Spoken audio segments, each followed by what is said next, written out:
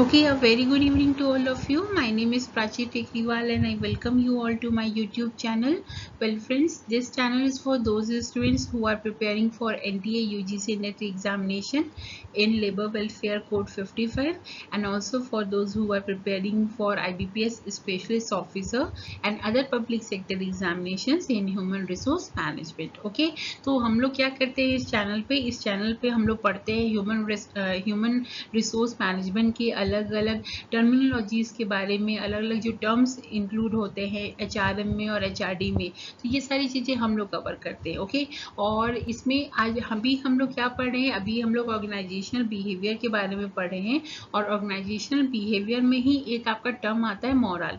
तो आज हम लोग क्या करने वाले हैं, आज हम लोग मोरल के बारे में पढ़ने वाले हैं. अक्सर आपने सुना होगा कि बोला जाता है कि आप अपने एम्प्लॉयज़ को अगर अच्छा रिम्यूनरेशन देते हैं, उनको रिकॉग्निशन देते हैं, तो उससे उनका मॉरल बूस्टअप होता है, तो फिर वो अच्छे से काम करते हैं. इसी तरह से आपने देखा होगा कि लोग आपके पेरेंट्स को बोलते हैं कि आप बच्चों को सपोर्ट करो तो आपके बच्चों का मॉरल बूस्टअप होगा. टीचर्स हमारे लिए वर्क करते हैं हमारा मॉरल बूस्टअप करने के लिए.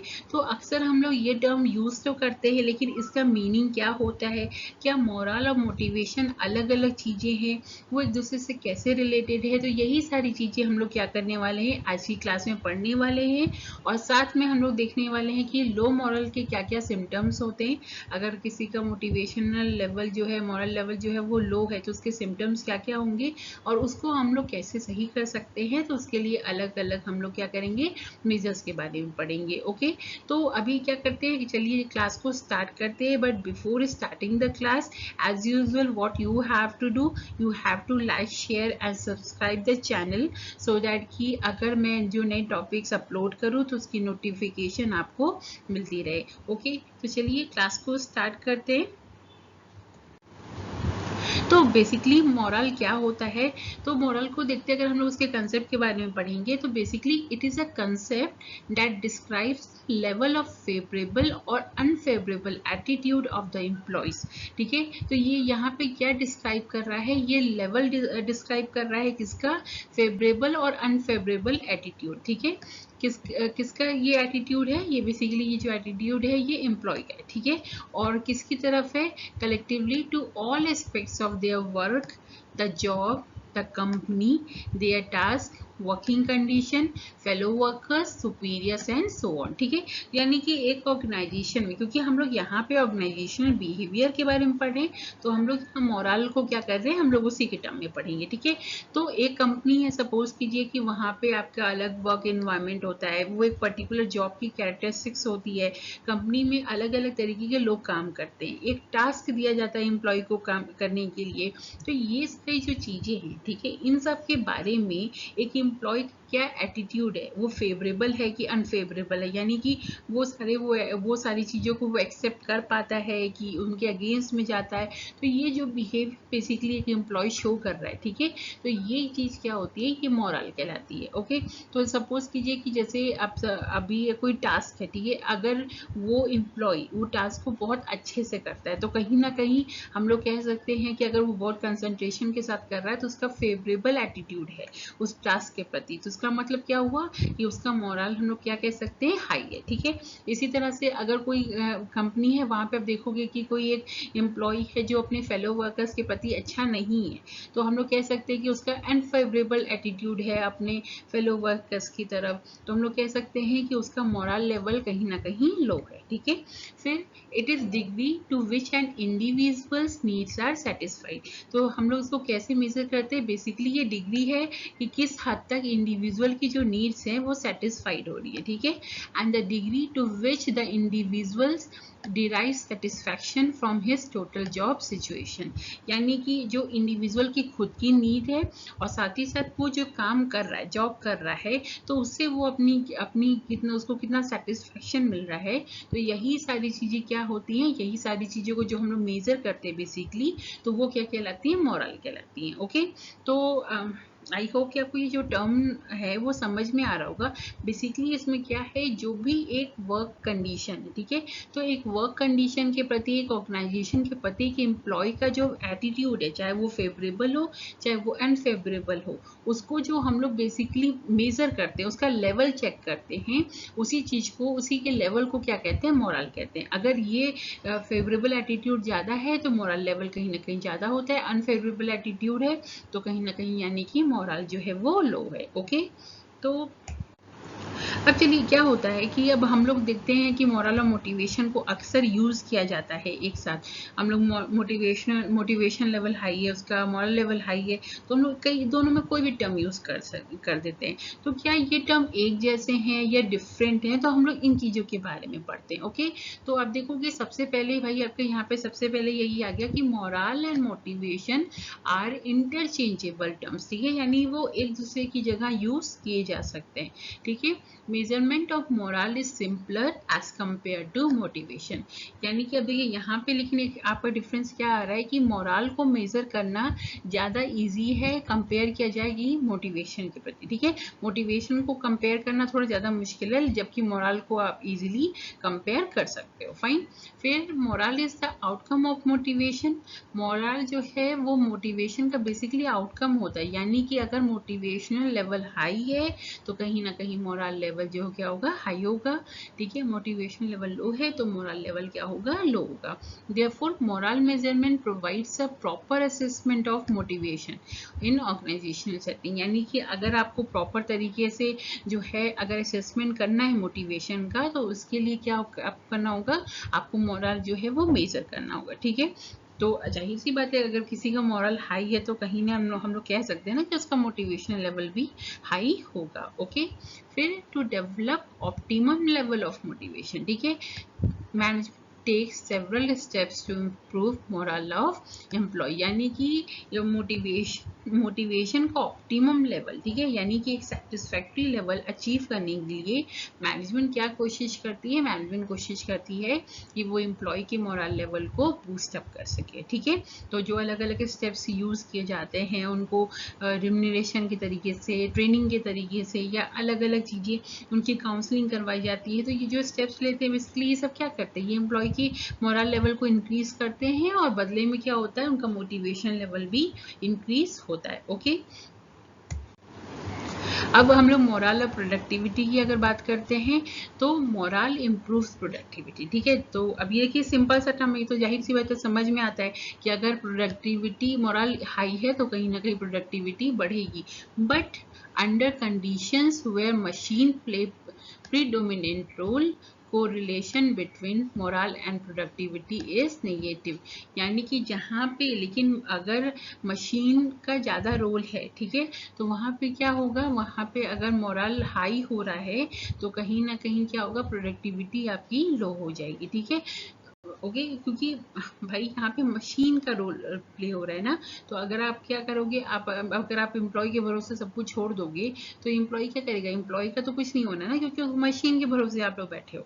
ठीक है, तो मोरल इंक्रीज करके भी प्रोडक्टिविटी क्या होती है, निगेटिव हो जाती है। ठीक है, तो अब देखो यहाँ पे कि यहाँ पे आपको यहाँ पे ग्राफ से जो है बताया जा रहा है कि यहाँ पे क्या हो रहा है, यहाँ पे आप देख सकते हो ये जो आपका है मिड पॉइंट है, यहाँ पे आपका मोरल और प्रोडक्टिविटी दोनों हाई है।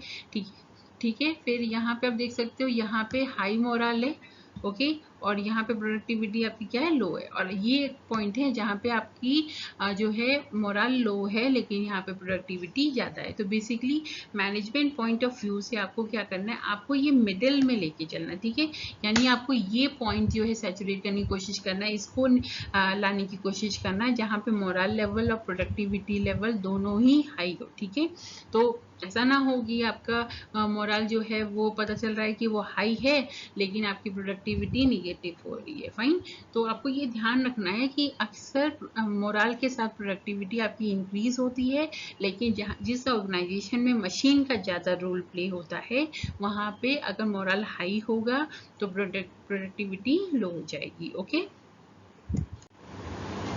अब सिम्टम्स क्या हैं, अगर मोरल जब आता है तो कैसे उसकी हम लोग पहचान सकते हैं कि एम्प्लॉय का मोरल लेवल जो है वो कम हो गया है, ठीक है। चाहे हम लोग कहीं पे भी रहते हैं तो अब देखोगे कुछ चीज़ें हैं जो आपको पता चल जाती हैं देख करके कि वहाँ पे लोगों का मोरल लेवल कम हो गया। जैसे कि सपोज कीजिए कि किसी का बच्चा है, ठीक है, तो आप देखोगे कि वो गेम में बहुत पार्टिसिपेट करता है, बहुत खेलता है, तो आपको समझ में आएगा कि हाँ उसका मोरल लेवल हाई है, उसका मोटिवेशनल लेवल हाई है। लेकिन आपको फिर क्या आप नोटिस करने लगते हो कि वो बच्चा बहुत जो है उसका मन नहीं लग रहा काम में। कई बार हम लोग भी बहुत पढ़ाई कर करके फिर क्या होता है, हम लोगों को काम में मन लगना बंद हो जाता है, ठीक है।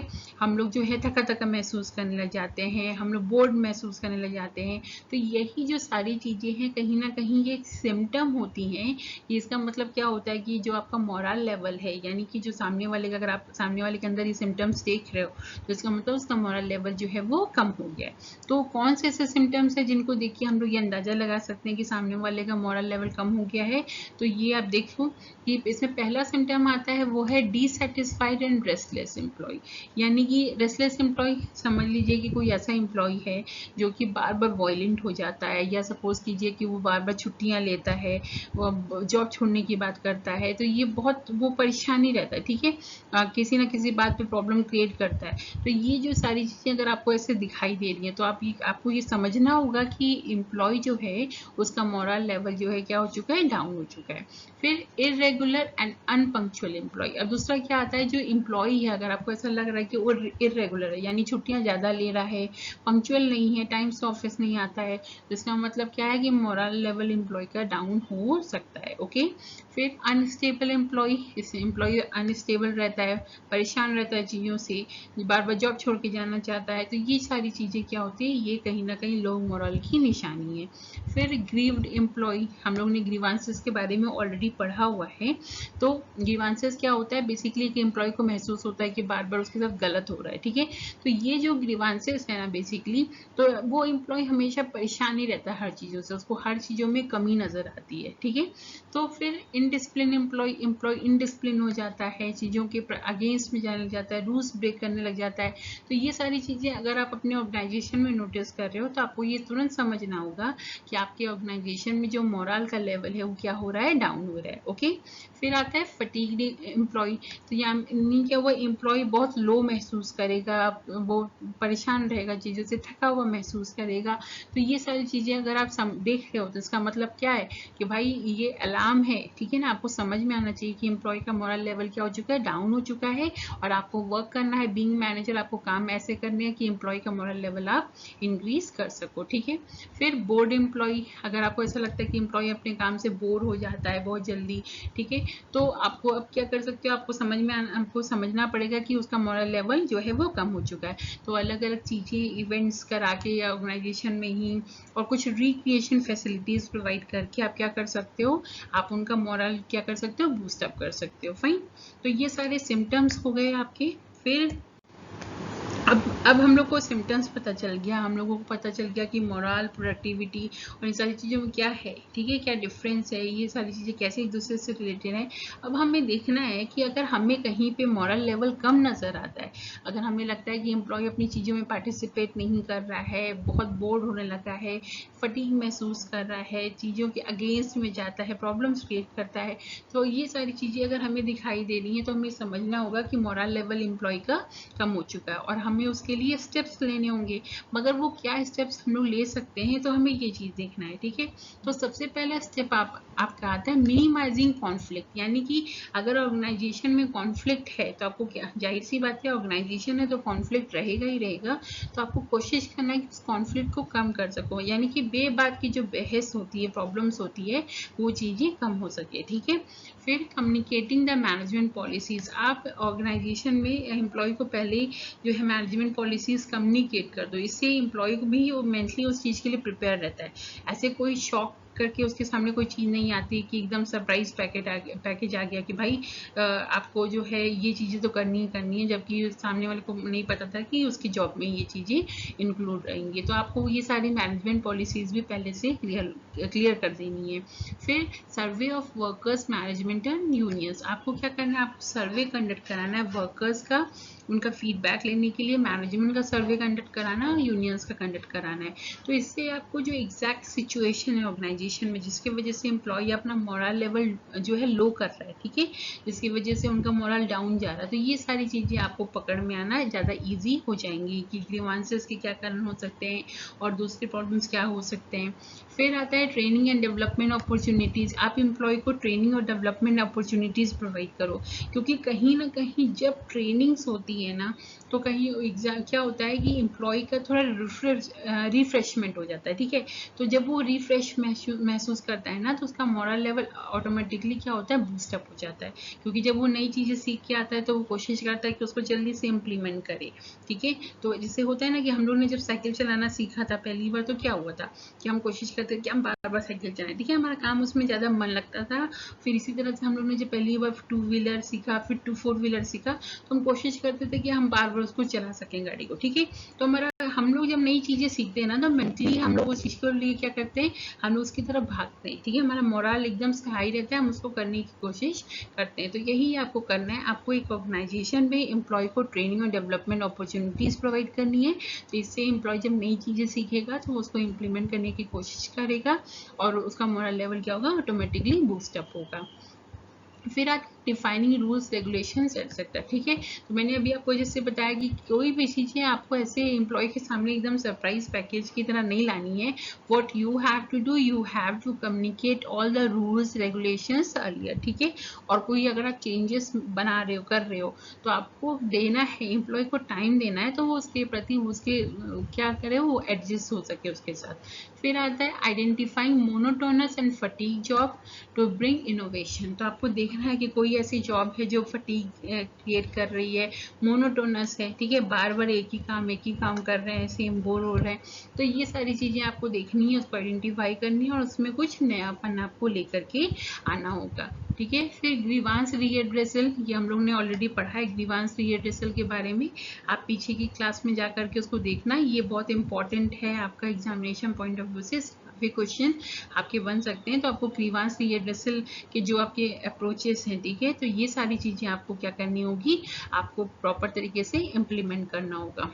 फिर जॉब इनरिचमेंट आप कर सकते हो, जॉब सेटिस्फैक्शन, जॉब रोटेशन पे आपको ध्यान देना है। तो जॉब रोटेशन में क्या करते हैं, एम्प्लॉय की पोजीशन को चेंज कर देते हैं, यानी कि 2 एम्प्लॉयज़ हैं तो दोनों को एक दूसरे का काम करना है। इसी तरह से जॉब सेटिस्फैक्शन आपको उनको प्रोवाइड करना है, उनको इंक्लूड करके काम में, ठीक है, उनके एम्पावरमेंट करके। फिर जॉब इनरिचमेंट यानी आप उनको ज़्यादा स्किल्स रिस्पॉन्सिबिलिटीज़ दो, ठीक है। तो ये सारी चीज़ें आप करोगे तो एम्प्लॉय का मोरल जो है वो बूस्टअप होगा।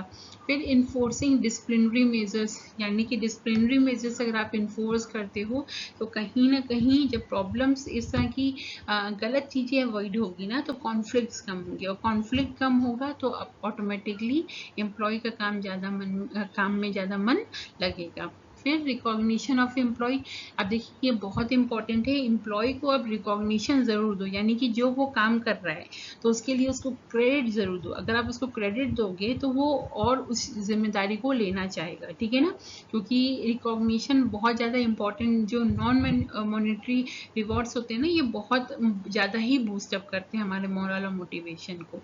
फिर आता है साउंड करियर प्लानिंग सिस्टम, आप एम्प्लॉय को अपने जो है एक sound career planning system provide करो। तो इससे क्या होगा कि उसको पता होगा कि उसको अपनी लाइफ में क्या अचीव करना है, उसका एम्बिशन क्या है, उसको कैसे उसके लिए काम करना है। तो कहीं ना कहीं वो उस चीज़ के प्रति क्या होगा, जो है डाइवर्ट रहेगा, उस चीज़ पे कंसंट्रेट करेगा और जो है मोरल उसके गिरने के चांसेस कम रहेंगे। फिर motivation through awards and rewards, आप उन्हें जाहिर सी बात है अवार्ड्स और रिवॉर्ड्स दोगे तो मोटिवेशन उनका क्या होगा, बढ़ेगा। अपॉर्चुनिटीज़ फॉर रिक्रिएशन, अभी हम लोग ने बात की कि अगर बोर हो जाता है एम्प्लॉय, इसलिए आप अलग अलग इवेंट्स करा सकते हो, साथ ही साथ उनको रिक्रिएशन फैसिलिटीज़ आप उनको प्रोवाइड कर दो। तो ये जो सारी चीज़ें आप अपने एम्प्लॉयज़ को प्रोवाइड करते हो तो इससे क्या होगा कि एम्प्लॉय का जो मोरल है बेसिकली वो क्या होता है, बूस्टअप होता है। ओके, तो आज की क्लास के लिए बेसिकली आपका इतना ही है। इसमें हम लोग ने मोरल के बारे में पढ़ा कि एक एम्प्लॉय अपनी वर्क प्लेस पे वहाँ की वर्किंग कंडीशन, अपने फेलो वर्कर्स, तो ये जो जॉब है आपकी, तो ये जो सारी चीज़ों के प्रति जो फीलिंग रखता है, ठीक है, उस फीलिंग का लेवल कितना है, उसके एटीट्यूड का लेवल कितना है, चाहे वो फेवरेबल हो एटीट्यूड, चाहे अनफेवरेबल हो, ठीक है। तो उसी लेवल को हम लोग बेसिकली क्या कहते हैं, मोरल कहते हैं। और मोरल और मोटिवेशन कहीं ना कहीं एक दूसरे के साथ इंटरचेंजली यूज होते सकते हैं, लेकिन मोरल आपका मोटिवेशन का एक पार्ट भी है।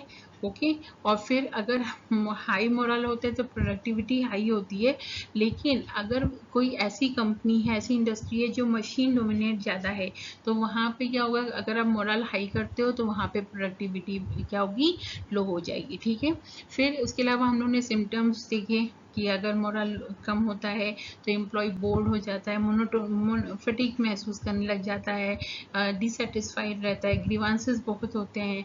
ठीक है, फिर उसके बाद हम लोग ने देखा कि हम लोग इसको कैसे सही कर सकते हैं, तो उसके लिए हम लोग इनोवेशंस ला सकते हैं, रूल्स रेगुलेशंस प्रॉपर तरीके से इम्प्लीमेंट कर सकते हैं, ग्रीवांस रीएड्रेसल इम्प्लीमेंट कर सकते हैं, एम्प्लॉय को अवार्ड्स, रिवॉर्ड्स, रिकॉग्निशंस, ये सारी चीज़ें दे सकते हैं, रिक्रिएशन फैसिलिटीज़ दे सकते हैं। तो ये सारी चीज़ें हम लोग क्या करेंगे, उनके मोरल लेवल को बूस्टअप करेंगे। ओके, तो ये आज की क्लास के लिए ही था। आपके आई होप कि आपको आज की क्लास पसंद आई हो। अगर आपको वीडियो सेशन पसंद आया तो please hit the like button guys, and आप अपने फीडबैक और कोई भी क्वेरीज हैं तो प्लीज़ कमेंट सेक्शन में लिख के मुझे बताइए, सो दैट कि फिर अगर हमें जो फर्दर इम्प्रूवमेंट करनी है वो भी मैं कर सकूँ।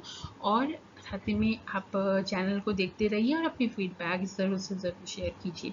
तो thank you so much guys, thank you for watching, and please like, share and subscribe the channel, and also मिलते हैं हम लोग अपने नेक्स्ट टॉपिक्स के साथ। तो तब तक के लिए thank you so much guys, bye bye, take care, stay home, stay safe.